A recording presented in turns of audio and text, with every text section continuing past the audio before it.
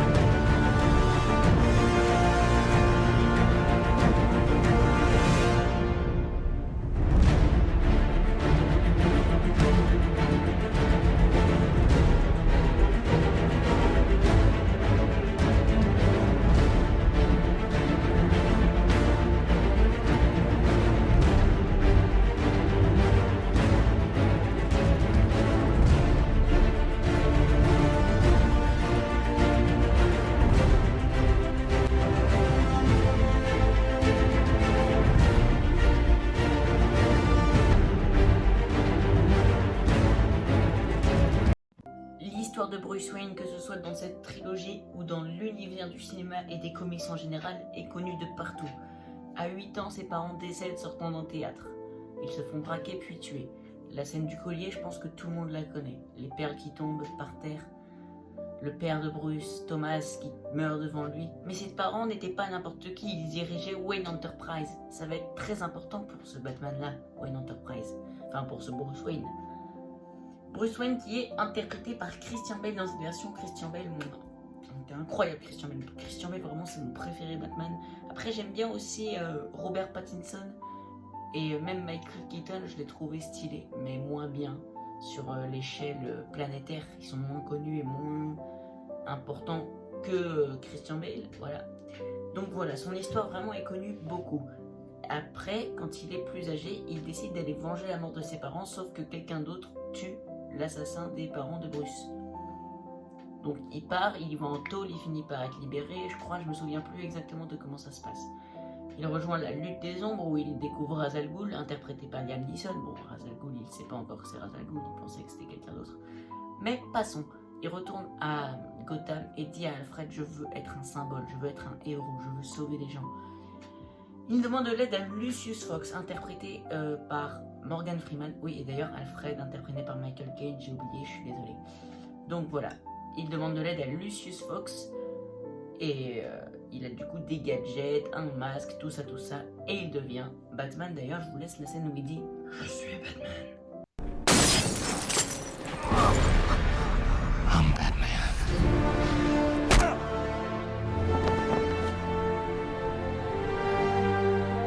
Voilà, donc maintenant on sait à qui on a affaire. Sauf que là, ce n'est pas un Batman original parce qu'il a une histoire sombre, des choses sombres. Il ne tue pas, mais se permet de ne pas sauver des gens s'il n'a pas envie. Voilà, c'est un peu non plus, pas non plus le couteau le plus aiguisé du tiroir si vous voulez mon avis. Mais voilà, cette trilogie vraiment, Batman est au centre et c'est très bien. Bon, il se prend une petite branlée par Bane dans The Dark Knight Rises, mais ça on en parlera dans le chapitre 2 qui sera sur les méchants. Là on parle de Bruce Wayne. Alors Bruce Wayne, il faut se mettre un peu dans sa tête. C'est vraiment quelqu'un qui a perdu beaucoup. Sa meilleure amie d'enfance, Rachel Dawes, je crois que c'est ça son nom, elle va également mourir à cause du Joker. Il a des alliés quand même. Il a donc Rachel qui finit par mourir, Harvey Dent qui finit par devenir double face. Ok, bon là j'ai dit des éléments qui vont partir, donc je vais plutôt dire Lucius Fox, Alfred Pennyworth. Je l'ai bien prononcé. Le lieutenant qui viendra commissaire, Gordon bien sûr, ainsi que le reste de la police. Bon après, il va pas réussir à garder Rachel, il va pas réussir à la sauver, il va pas réussir à sauver Harvey, donc son histoire n'est pas originale, c'est pas comme Spider-Man, c'est pas comme les autres héros qu'on a pu voir. Et Christopher Nolan en fait quelque chose d'incroyable. Et oui, j'avais pas encore cité ce nom, mais cette trilogie est réalisée par Christopher Nolan, évidemment.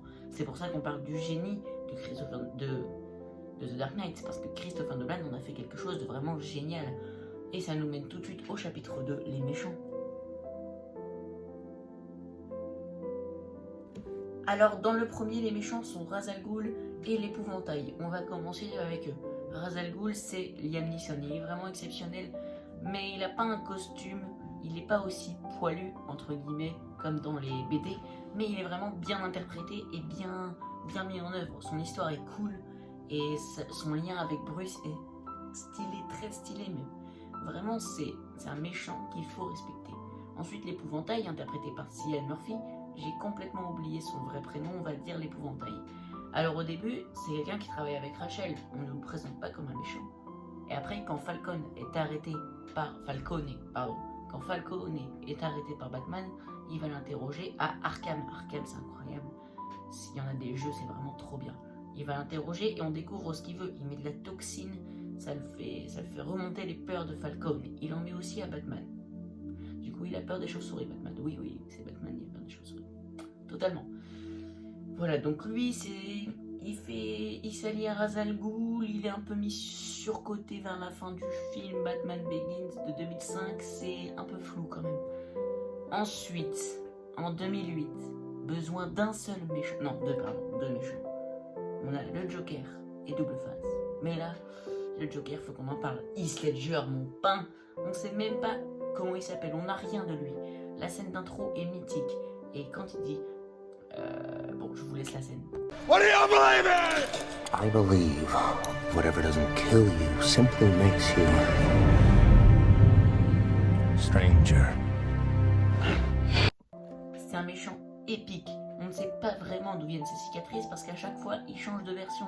C'est un méchant que tout le monde parle, tout le monde dit ouais, c'est Jack Nicholson le meilleur. Non, c'est Joaquin Phoenix. Mais un nom revient toujours à la fin de chaque débat. Heath Ledger, voilà, ça termine. Voilà, Heath Ledger, c'est le Joker pour beaucoup de gens. Et c'est logique. Vraiment, Heath Ledger, il a fait sa propre interprétation du Joker. Et c'est pour ça qu'il est important. Donc voilà, lui, on ne sait rien de lui. C'est un méchant qui arrive comme ça. Ensuite, Double Face, Harvey Dent, là on a un peu plus d'infos. Ça devait être le nouveau Chevalier Noir, le Chevalier Blanc plutôt. Mais voilà, c'est toujours flou, on ne comprend pas toujours non plus. Il est rongé par la haine parce que sa petite amie Rachel est décédée. Et il a une pièce fétiche, ça je trouve très stylé. Bon, on va pas s'attarder là-dessus, on va parler directement de Bane. Alors Bane, Tom Hardy, je l'avais découvert dans Venom avant de le voir dans The Dark Knight Rises. Oui, j'ai vu Venom avant The Dark Knight Rises. Vous allez faire quoi? J'ai vu The Dark Knight Rises, j'étais vieux, j'avais 10 ans. J'étais vieux. Mais je me suis plongé directement à cette histoire parce que Batman Begins, je l'avais vu avant. Donc voilà, je m'étais vraiment plongé là-dedans. Mais maintenant qu'on a parlé un peu des méchants, parlons du réalisateur Christopher Nolan.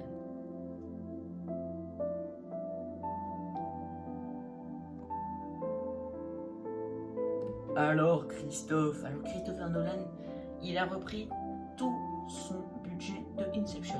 Il a pris presque tous les acteurs, il leur a dit toi, tu vas venir dans ma trilogie, à part DiCaprio et Ellen Page. Bon, c'est devenu Elliot Page, mais c'était Ellen Page à l'époque. Batman Begins arrive en 2005 dans un monde où les super-héros c'était Spider-Man et les X-Men. Après, en 2008, The Dark Knight sort en même temps que Iron Man.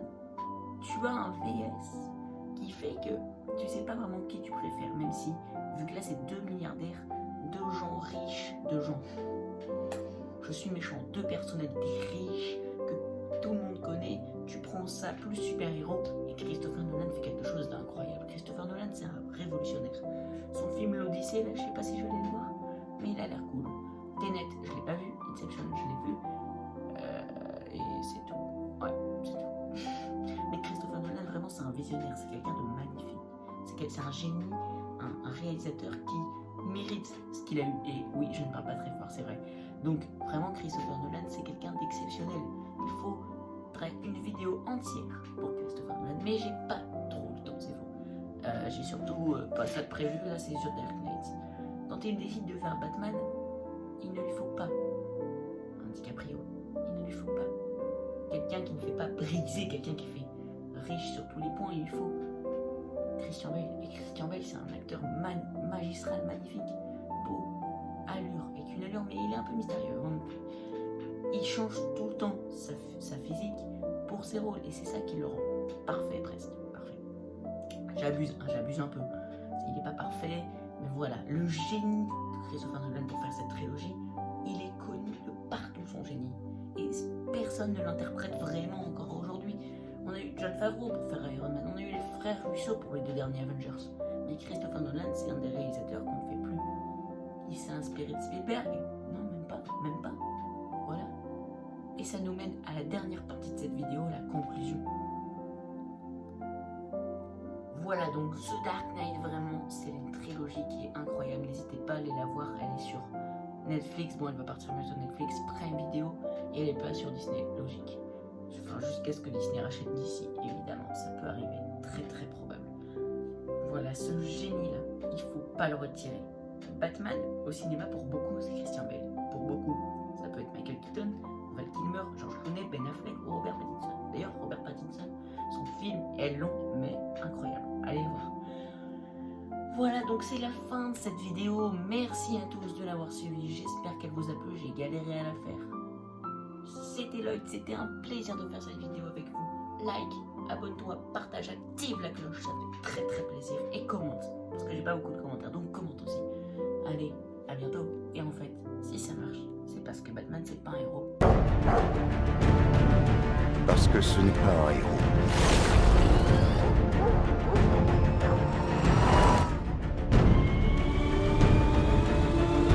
C'est un ange gardien silencieux. Un protecteur vigilant. Un chevalier noir.